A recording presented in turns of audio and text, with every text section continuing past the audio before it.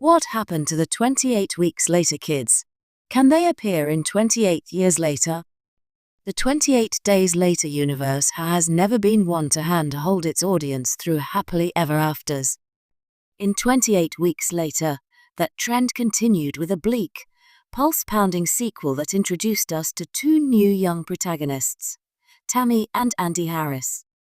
These siblings, orphaned by the outbreak of the rage virus and betrayed by their father's horrifying actions, emerged as survivors of unimaginable horror.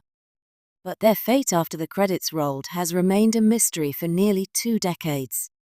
With 28 years later on the horizon, fans are asking, what happened to the 28 weeks later kids, and could they return?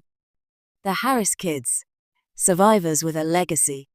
Tammy Imogen Poots and Andy McIntosh Muggleton were at the emotional center of 28 weeks later.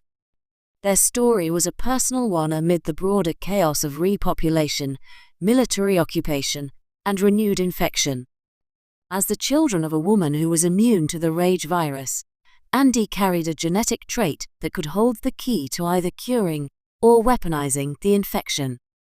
After their father Don's terrifying transformation and their mother Alice's death after being exploited as an immune carrier, the children were left to fend for themselves. In the film's haunting final moments, Tammy and Andy escape by helicopter to mainland Europe, only for a post-credits scene to show a rage-infected soldier running through the tunnels of the Paris metro. The implication? The virus followed them, and the apocalypse was no longer isolated to Britain. Unanswered questions that still linger. While the first film focused on isolation and the collapse of social order, 28 weeks later explored institutional failure and the consequences of military intervention. Yet it left key threads dangling. Did Andy ever become infected? Though he was bitten by his infected father, Andy never turned, suggesting that he, like his mother, was immune but still a carrier. What happened after Paris? The infected spread into Europe thanks to the Harris children's arrival. But was that spread because of them? Did Andy inadvertently doom the rest of the world? Are they still alive 28 years later?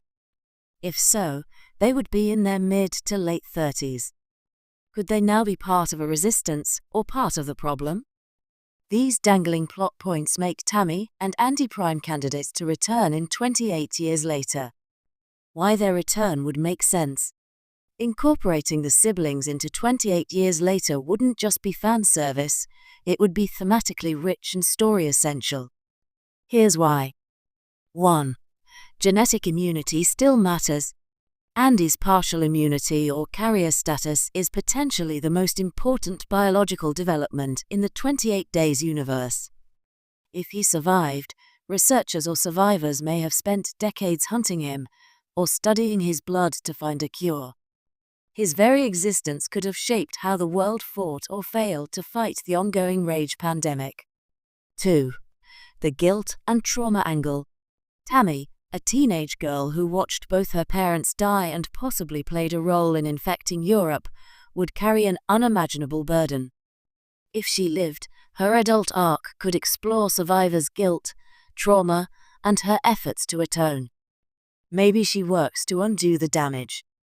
Or maybe she's long gone, her legacy haunting those left behind. 3. Legacy characters fit the 28 years timeline.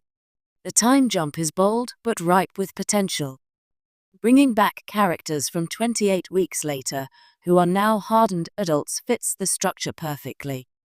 28 years later could follow a new protagonist, possibly even a child of Andy or Tammy, whose journey intersects with these now legendary survivors. 4. The world deserves closure. Fans of the franchise have long speculated about the global scope of the rage virus. The last image of 28 weeks later hinted at worldwide collapse, but the fallout was never shown. Revisiting Andy and Tammy allows us to see the consequences of their choices and the world they helped change forever, knowingly or not. Imogen Poots has had a successful acting